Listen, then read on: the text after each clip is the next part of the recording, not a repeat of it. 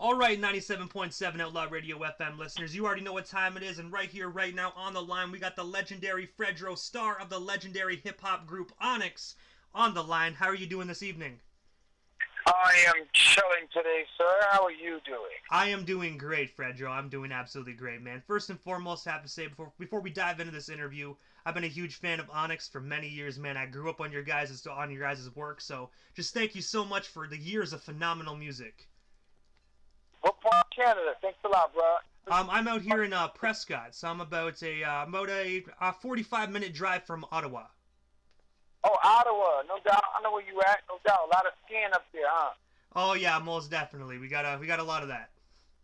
I got love for Canada. You know what I'm saying? We rolling trees and in the Canada maple leaves, man. That's what we doing over here.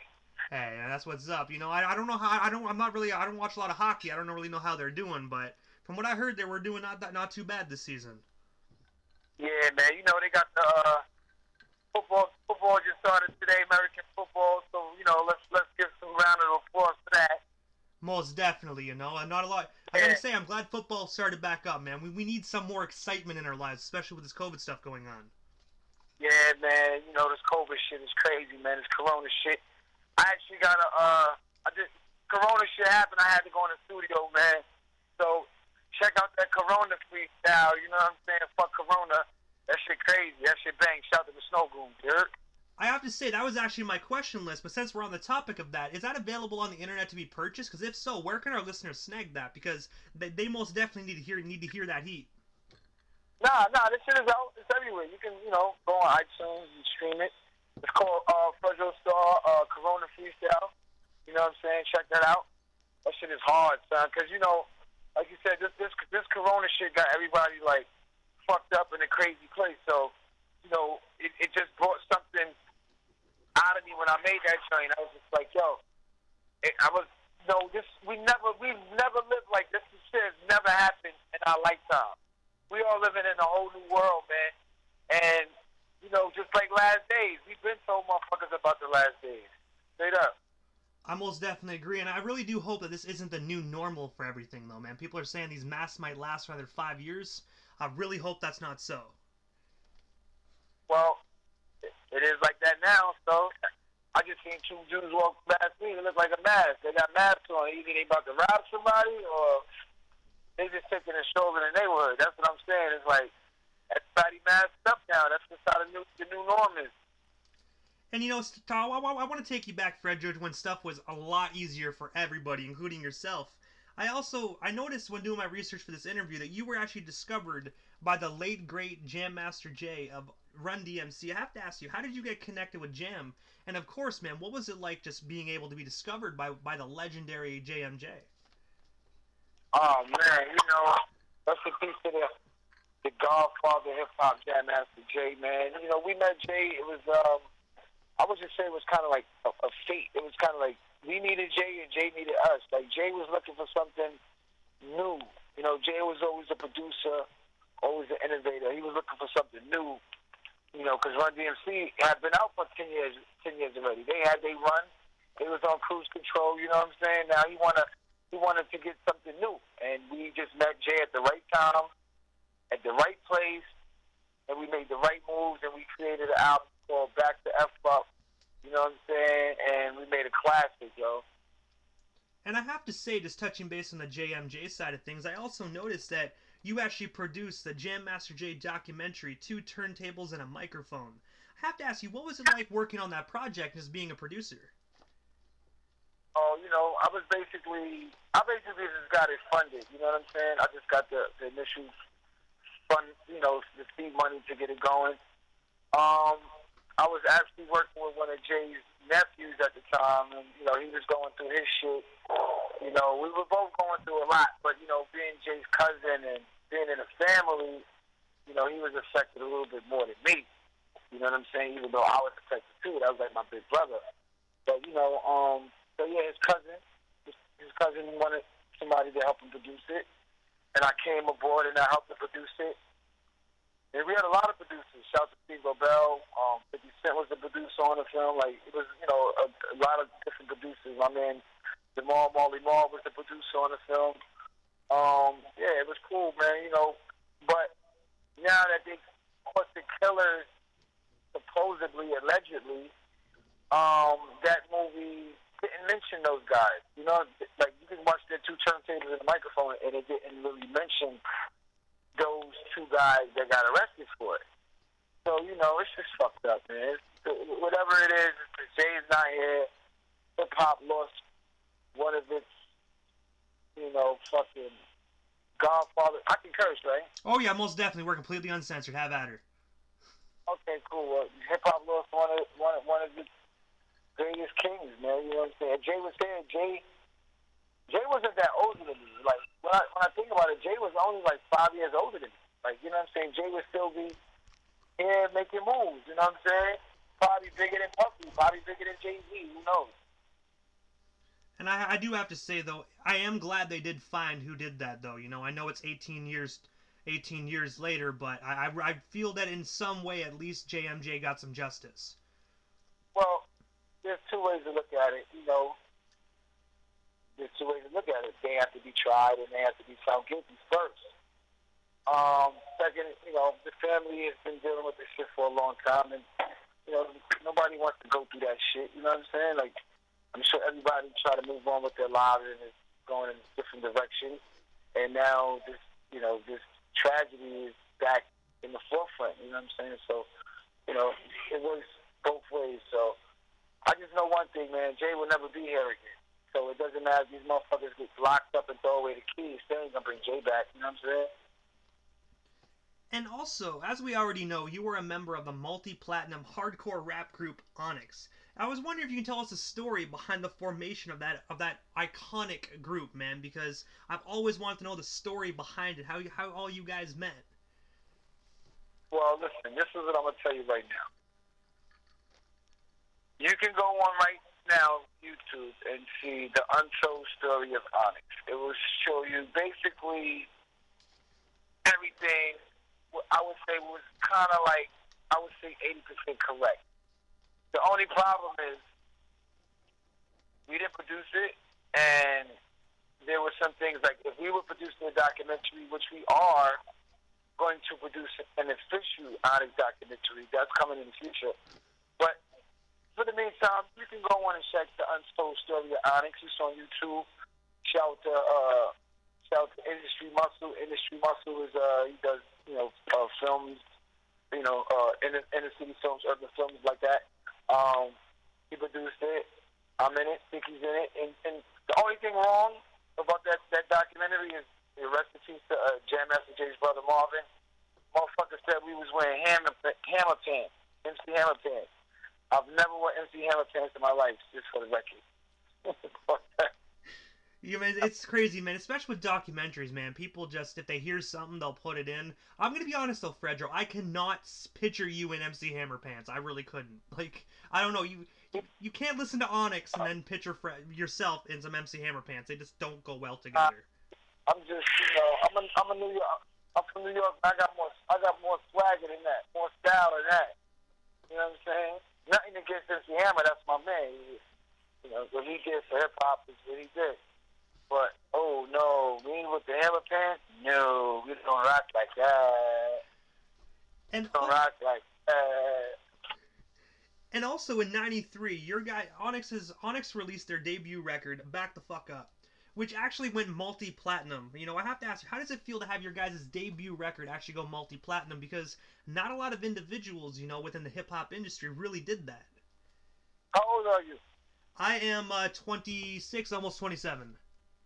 So you wasn't even born yet. Oh, shit. That's yeah. Crazy. Wow. But hey, you know what? I'm going to be honest with you. I'd rather listen to music before I was born than this new shit, to be truthful with you. Okay, well, shit, that's what's up, man. I listened to, you know, all the guys when I was a kid. I was listening to, you know, all the old school guys, you know, coming with, you know, my moms and shit like that. But what I wanted to say is this. Going platinum the first time, it's like night and day. It's like your life changes overnight. But not overnight because you work hard to get to that point. But it changes like everything just changed. Interviews, videos, meetings, just studios, money, cars, girls, weed, truck. The whole world is in the palm of your fucking hands. And you got the hottest record in the street. And going platinum was just ill, man. Going platinum was crazy. You know? It was a lot of hard work, though. It was a lot of dirty hotels, a lot of tour buses, a lot of fucked up clubs, you know, a lot of bullshit. It wasn't just, you know what I'm saying? Like, it was a progression. You know, any artist that goes platinum can tell you, you don't start off platinum. You gotta work the record, work everything. You know what I'm saying? You gotta work that shit. It wasn't easy. Put it like that. It was hard work. And it most definitely is great for the resume, especially just back in those days as well. You know, you could be like, yo, we went platinum. You know, it'd be a lot easier just to get things done for you guys as well. Yeah, well, you know, man, just moving around. It was just good to do that with your brothers, man. Good to do that with your cousins, your homeboys, dudes you was in school with. Now you on tour, tearing shit up with. You know, that was the most gratifying shit. You know what I'm saying? Like, oh shit, look, oh well, we was in high school. Now look at us, we on stage with Run DMC, yo, in Japan. Yo, check this out, like. You know, that was the dream. That was the shit. You know what I'm saying? It wasn't even about the money. It was just about, yo, oh shit, we actually fucking did this shit. You know, like, you know what I mean? When you really look at it, it's like, because back in the days, it was a privilege to be signed to a record label. And now, unfortunately, everybody now, back in the day, everyone wanted to be signed. Now everybody doesn't want to be signed. Exactly. It was a privilege. You know, you had to have some people sitting behind a desk who don't really know anything about the street life or anything, and they would say, "Yeah, we like this guy. Let's sign him up." You know, that was a privilege back in the days. You know what I'm saying? And yeah, now the artist got control. Social media. You don't need no record label. You can heat up on your own, load your own shit up. You don't need nobody right now. You know what I mean? Just, if there's a will, there's a way. Straight up. And also in '95, so 2 years after you guys' debut record actually went platinum, you were actually in the video game Rap Jam Volume 1. I have to ask you, what was that experience like? And how did that come to be, just being part of a video game? That was crazy, man. We was in a couple of games. We was in the basketball joint, and Sick was in the Def Jam Vendetta joint, so it was cool, man. You know, growing up, playing video games. See, back in the days, we was playing shit like ColecoVision, Atari, you know, Sega Genesis. You know what I'm saying? Like, there was no PlayStation back in the day. There was no Xbox. We was doing it different back then. The graphics was some old fucking, you know what I'm saying? Some old block shit, looking crazy, but hey. Had to wait like an hour for your ping pong ball to come back to you? Yeah, man. I lived through all of that. You know what I'm saying? But, yo, I saw when the computer was actually, like, when I was little, there was no computer. Like, there was no internet. It was none of that. Like, I saw, like, what is this? Yo, what is this shit right here? What is this word processing thing? What's going on? Like, you saw the evolution of computers. You know what I'm saying? Like, I saw the first computer. We had big block phones, man. Cell phones was just getting started. You know what I'm saying? Straight up. My crib in Brooklyn, we had the phone with the wire on it in the kitchen. You know what I'm saying? The long wire that always gets like, you know, twirled up. Yeah, man, that's where we live, man. You know what I'm saying? Yeah. Yeah, I remember those wired phones, man. They fucking suck when they got tangled. You know, you'll be sitting there trying to untangle them spending more time untangling them than actually talking on the phone. Yeah. So I'm from that era, man. So, you know, it's just crazy to see now that, like, the kids can just do what the fuck they want to do, man. You know? Go load your shit up, put a fucking record out, get your boys in the video with a couple of guns in the background, and you fucking out of here. And it's crazy, all that's shot on a cell phone as well nowadays. No violence. Pardon the traffic, man. I just had to take a walk. I had to smoke some of this It's Elion OG right now. Hey, it must be a beautiful evening in New York, man. It's fall time. It's So, not too cold, not too warm. Just beautiful outside. yeah, probably, but I'm not in New York though. Oh, okay. I'm on, I thought you were still like residing out in New York. I'm on Mars right now, man. That right there, man. If you're on Mars with that weed, you know that's some good shit. Yeah, I'm on Mars, man.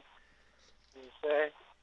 And also in 2003, you actually started a new movement called 100 Mad. I have to ask you, tell us a bit more about that, and what's the story behind that movement? Um, that shit just started organically, man. Like we didn't. I didn't even know. Is that the year we started that shit? 103? Oh three, yeah. Huh? Oh, good. They did. That's what they said in Google. I mean, that shit just started from just real rap niggas appreciating each other, and it just turned to like a family thing.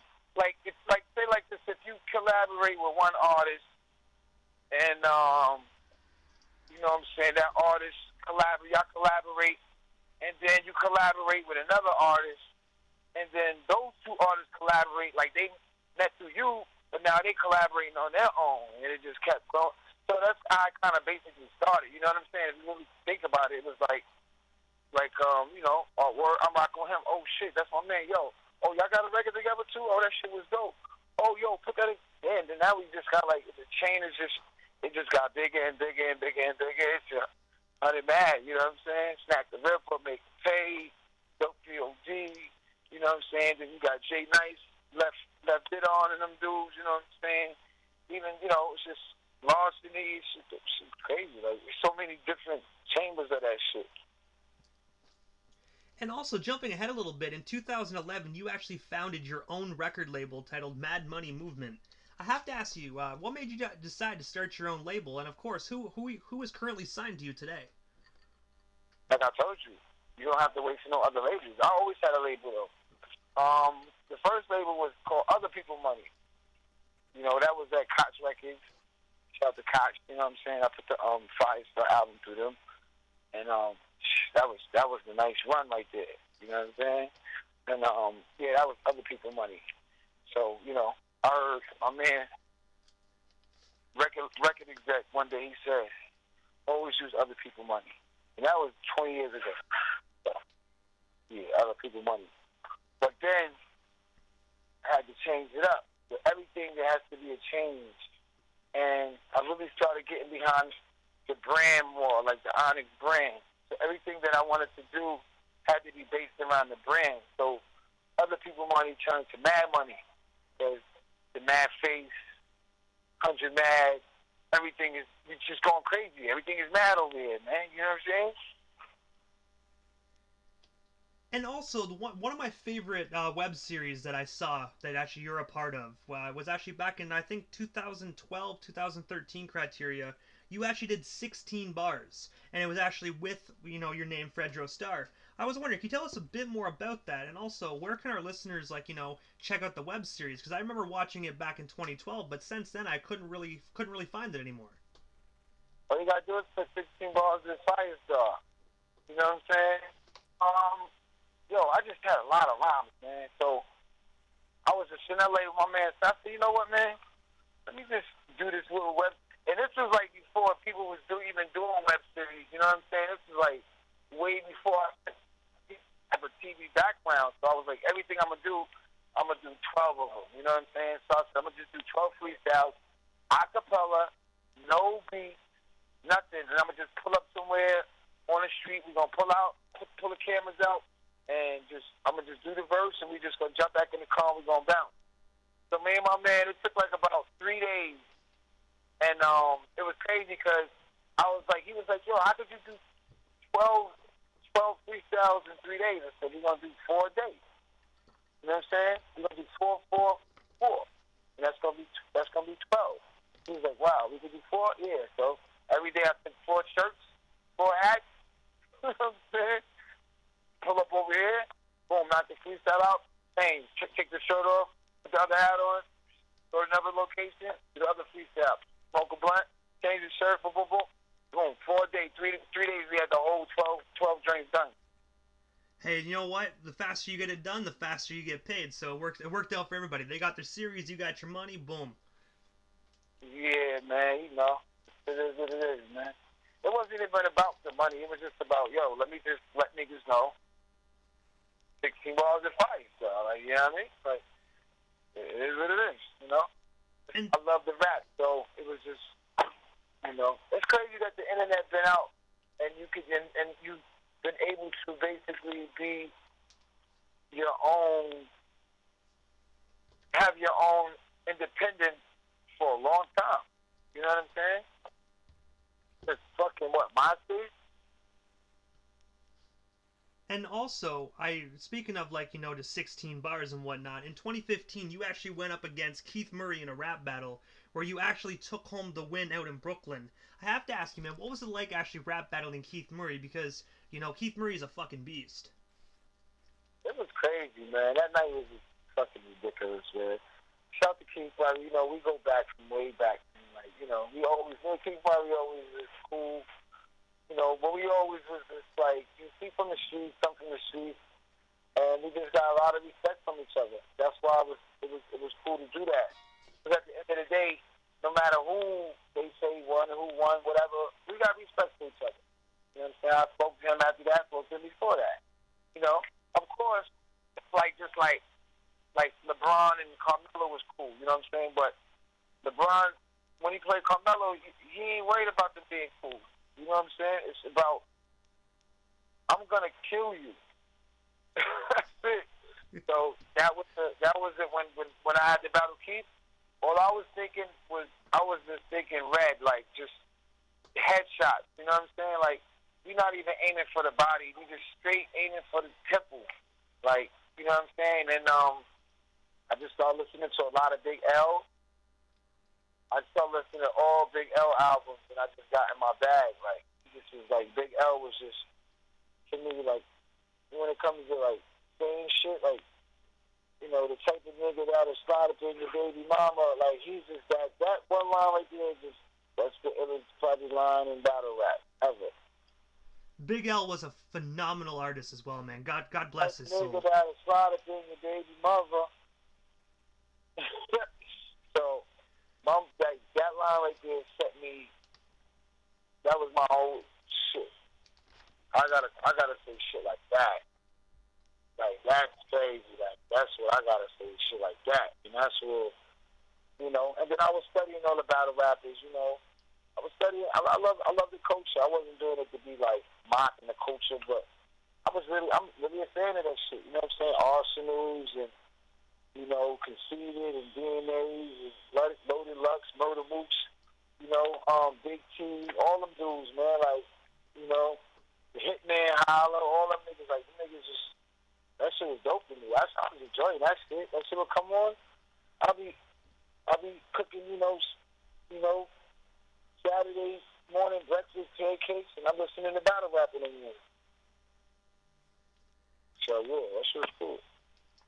And I also noticed that you have your own podcast called Rappers and Ballers. I have to ask you, where can our listeners actually check out your podcast?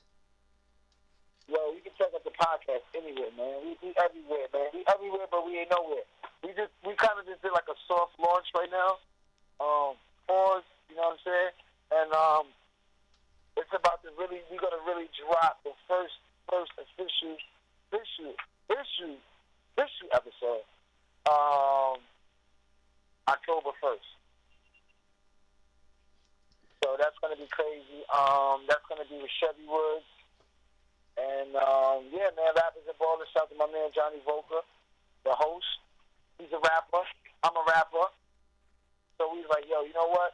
To support the podcast, let's just do an EP, like a music. Like, let's just knock out an EP real quick. So we did an EP called Rappers and Ballers, too.